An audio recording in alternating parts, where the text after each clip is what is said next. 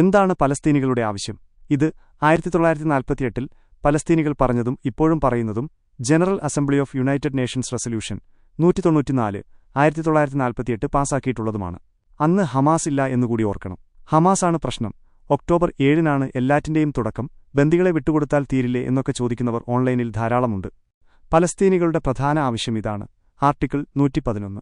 സ്വന്തം വീടുകളിലേക്ക് മടങ്ങാനും അയൽക്കാരുമായി സമാധാനത്തോടെ ജീവിക്കാനും ആഗ്രഹിക്കുന്ന അഭയാർത്ഥികൾക്ക് എത്രയും വേഗം അതിനുള്ള അനുമതി നൽകണം. തിരിച്ചുവരാൻ ആഗ്രഹിക്കാത്തവരുടെ സ്വത്തിനുണ്ടായ നഷ്ടത്തിനും നാശനഷ്ടങ്ങൾക്കും നഷ്ടപരിഹാരം നൽകണം. ഏതെങ്കിലും സയനിസ്റ്റ് ഈ വിഷയം അഡ്രസ്സ് ചെയ്യുന്നത് നിങ്ങൾ ആരെങ്കിലും എവിടെയെങ്കിലും പറയുന്നത് കേട്ടിട്ടുണ്ടോ? ഉണ്ടെങ്കിൽ പറയുമല്ലോ. ഞാൻ കേട്ടിട്ടില്ല. The Palestinian right of return is the core issue in any future peace settlement. പക്ഷേ അഭയാർത്ഥികൾ എങ്ങോട്ട് തിരിച്ചുപോകും? ഗസയിലേക്കും വെസ്റ്റ് ബാങ്കിലേക്കുമല്ല. അവരെ ഇറക്കിവിട്ട ഇന്നത്തെ ഇസ്രായേലിലേക്ക്. അവരെ അവിടെ നിന്നും ഭയപ്പെടുത്തി ഓടിച്ചുവിട്ടതാണ്. ഇത് പരിഹരിക്കാതെ ഇസ്രായേൽ പലസ്തീൻ പ്രശ്നം തീരില്ല. 2 രാജ്യമായാലും 3 രാജ്യമായാലും ഒറ്റ രാജ്യമായാലും. നേർപകുതി പലസ്തീനികൾ 3 തലമുറയായി അഭയാർത്ഥി ക്യാമ്പിലാണ്. അവർക്ക് തിരികെ പോകണം. അവർ വിട്ടുപോന്ന നാട്ടിലേക്ക്, അവർ ഇറങ്ങിപ്പോന്ന വീടുകളിലേക്ക്. അങ്ങനെ ചെന്നാൽ ഇന്നത്തെ സയനിസ്റ്റ് ഇസ്രായേൽ പിന്നെ ഒരു ജൂവിഷ് സ്റ്റേറ്റ് ആയിരിക്കില്ല. പോകാൻ തയ്യാറല്ലാത്തവർക്ക് ഉചിതമായ നഷ്ടപരിഹാരം കൊടുക്കണം. നഷ്ടപരിഹാരം എങ്ങനെ കൊടുക്കണം എന്ന് ബ്രിട്ടൻ അറിയില്ല.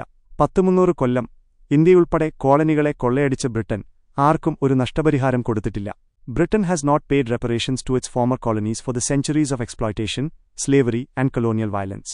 പക്ഷേ യഹൂദന്മാരുടെ കാര്യമതല്ല. 10-15 കൊല്ലം കൊണ്ട് നാസികൾ കവർന്ന സ്വത്തിനും അവർ അനുഭവിച്ച പീഡനങ്ങൾക്കും ജർമ്മനിയോട് വിലപേശി 3 ബില്യൺ ജർമ്മന്മാർക്ക് നഷ്ടപരിഹാരം വാങ്ങിയവരാണ് അവർ. ലക്സംബർഗ് അഗ്രിമെന്റ് 1950 ഇന്നും ജർമ്മനി നഷ്ടപരിഹാരം കൊടുക്കുന്നുമുണ്ട്. 2011-ൽ നഷ്ടപരിഹാരത്തുക ഉയർത്തണമെന്ന് ഇസ്രായേൽ ജർമ്മനിയോട് ആവശ്യപ്പെട്ടിട്ടുണ്ട്. കവർന്നെടുത്ത സ്വത്തുക്കൾക്ക് നഷ്ടപരിഹാരം കൊടുക്കണം. അവർക്ക് നന്നായി അറിയാം. അതാവശ്യമുള്ളവർക്ക് കൊടുക്കുകയോ അല്ലാത്തവർക്ക് മടങ്ങിപ്പോകാനുള്ള അവസരം നൽകുകയോ ചെയ്യാതെ ഈ പ്രശ്നം തീരില്ല. ഇത് ഉണ്ടാക്കിയത് ഹമാസല്ല. നാളെ ഹമാസില്ലാതെയായാലും ഈ പ്രശ്നം തീരില്ല. ഇസ്രായേൽ എന്ന ഇന്നത്തെ സയനിസ്റ്റ് അപ്പാർത്തീഡ് വംശീയ ഭരണകൂടം ഇല്ലാതെയാകണം. എല്ലാ പൗരന്മാർക്കും തുല്യ അവകാശമുള്ള ജനാധിപത്യ രാജ്യമാകണം. ഇല്ലെങ്കിൽ വീടും നാടും നഷ്ടപ്പെട്ട അവസാനത്തെ പലസ്തീനി ജീവിച്ചിരിക്കുന്നതുവരെ സയനിസ്റ്റുകൾക്ക് സമാധാനം ഉണ്ടാകില്ല. ചിലർക്ക് ഗസയിലെ കുഞ്ഞുങ്ങളെ നിഷ്കരുണം കൊന്നുതള്ളുന്ന കാര്യം പറയുമ്പോൾ അതിനെപ്പറ്റി ഒന്നും പറയാനില്ല. ഉടൻ നൈജീരിയയിലെ കുഞ്ഞുങ്ങളെ ഓർമ്മ വരും. എന്താണ് ഇസ്രായേൽ അധിനിവേശവും നൈജീരിയൻ കൊലയും തമ്മിലുള്ള വ്യത്യാസം?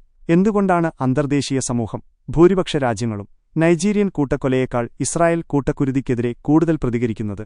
കാരണമുണ്ട്. ഇസ്രായേൽ കൂട്ടക്കുരുതിയിൽ ഇന്റർനാഷണൽ ലോ ബാധകമാണ്.